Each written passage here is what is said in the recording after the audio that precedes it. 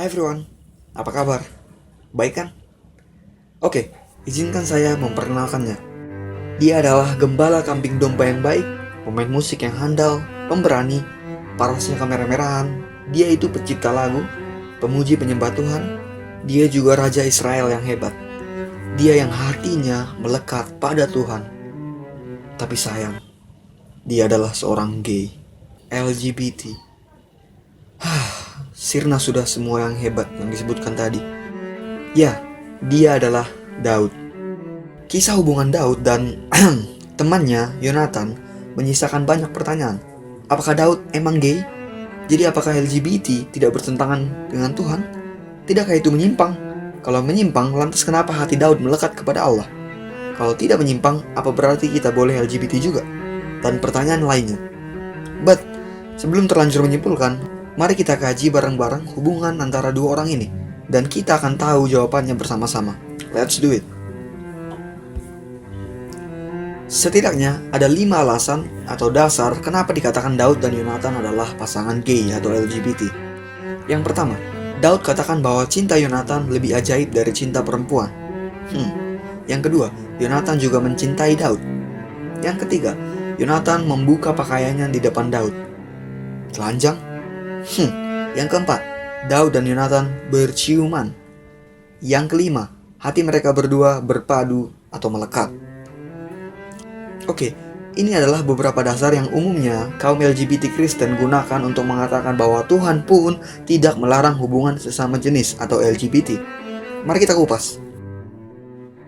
Sebelum kita ke 5 poin itu, pertimbangkan beberapa hal berikut. Daud punya istri dan gundik. Dan dia juga berahi saat melihat wanita yang sedang mandi. Bahkan Yonatan pun punya istri. Jadi konyol rasanya mengatakan mereka berdua gay. Tapi tidak secepat itu.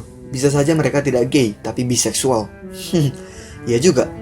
Oke, mari kita fokus ke 5 poin tadi. Kita mulai dari poin yang kedua. Yonatan juga mencintai Daud. 1 Samuel 18 ayat 3. Dalam bahasa asli, kata yang dipakai adalah ahavah, dari kata ahav, yang berarti cinta. Daripada merujuk kepada cinta dengan seksualitas, kata ini lebih tepat merujuk kepada cinta seperti pertemanan atau orang tua dengan anak. Namun, tidak pernah kata ini merujuk kepada ketertarikan seksual sesama jenis.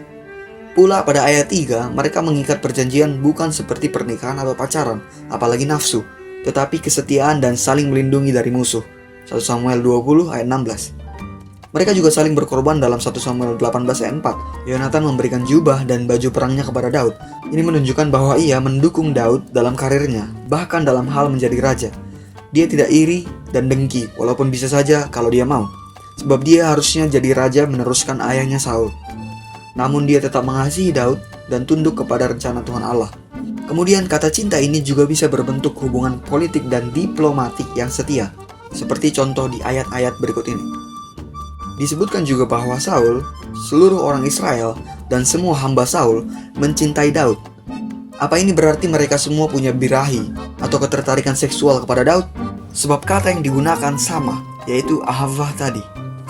Konyol kan? Berikutnya, poin yang ketiga. Yonatan membuka pakaiannya di depan Daud.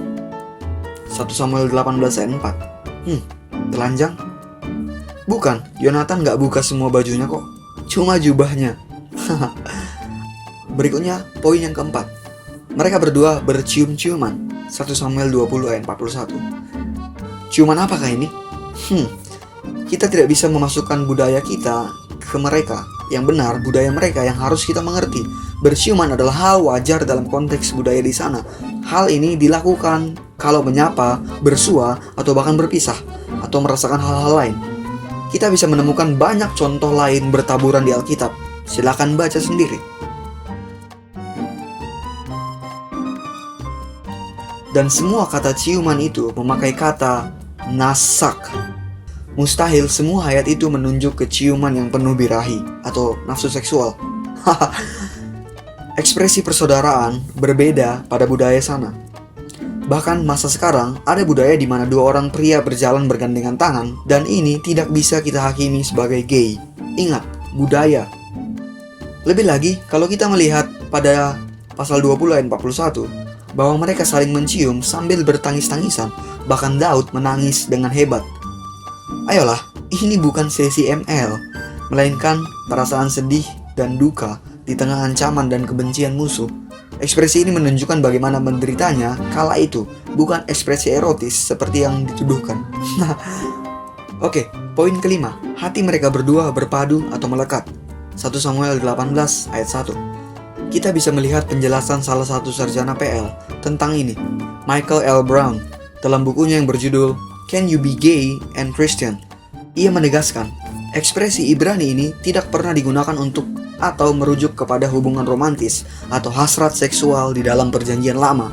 Bahkan kalau kita melihat secara seksama ungkapan jiwa berpadu dengan jiwa yang dalam bahasa Ibrani, Venepes Nixerah Venepes, sangat mirip dengan ungkapan dalam Kejadian 44 ayat 30, yaitu Venepes Kesurah Venepes. Hidupnya terikat pada anak itu. Ini menceritakan Yakub yang sangat mencintai Benyamin anaknya. Cinta kasih seorang ayah kepada putranya yang sangat dalam sampai-sampai bisa membuat Yakub mati kalau Benyamin tidak pulang. Hati mereka begitu melekat dan berpadu. Jadi, ungkapan hati, jiwa, atau hidup yang terikat atau terpadu bukanlah menunjuk cinta kasih dalam bentuk hasrat seksual, melainkan cinta kasih yang bisa dirasakan kepada orang tua, anak, sahabat, dan sebagainya. Bahkan mungkin kita pernah baru ketemu teman baru, tapi rasanya sudah klop banget. Dan kemudian persahabatan terjalin dengan chemistry yang indah. Dan ini gak aneh kan? Apa berarti kita langsung gay atau lesbi? Oke, yang terakhir, poin yang pertama. Poin pertama jadi yang terakhir karena ini yang paling kontroversial. Daud berkata bahwa cinta Yonatan lebih ajaib daripada cinta wanita. 2 Samuel 1 ayat 26. Oke, seperti sudah dibahas tadi, kata cinta yang dipakai tidak serta-merta menunjuk kepada hasrat seksual. Kemudian, cinta seorang perempuan, karena sudah jelas bahwa kata cinta yang dipakai tidak merujuk kepada hasrat seksual, maka kata perempuan pun tidak bisa dikatakan hubungan erotik dengan perempuan. Bahkan, kata ini juga bisa merujuk pada cinta dari seorang ibu yang adalah perempuan. Bahkan juga bisa cinta Tuhan kepada umatnya. Seperti contoh-contoh berikut ini. Kemudian ada kemungkinan bahwa Daud membandingkan cinta Yonatan kepadanya dengan pengalaman cintanya dengan anak perempuan Saul, yaitu Michal, yang tidaklah begitu baik. Daud mengatakan bahwa Yonatan mengasihinya dengan sangat, bahkan mengalahkan Michal. Oke, kesimpulan yang kita dapat.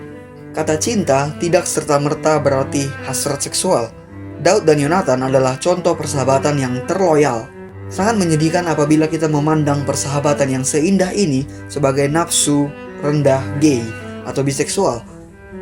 Tidakkah kita harus meneladaninya? Tidakkah kita senang jika punya sahabat yang sangat kompak dan setia seperti itu? Atau bagi kita yang sudah punya, tidakkah kita sangat bersyukur? Jadi sekali lagi berhenti memandang hubungan mereka berdua dari kacamata yang salah.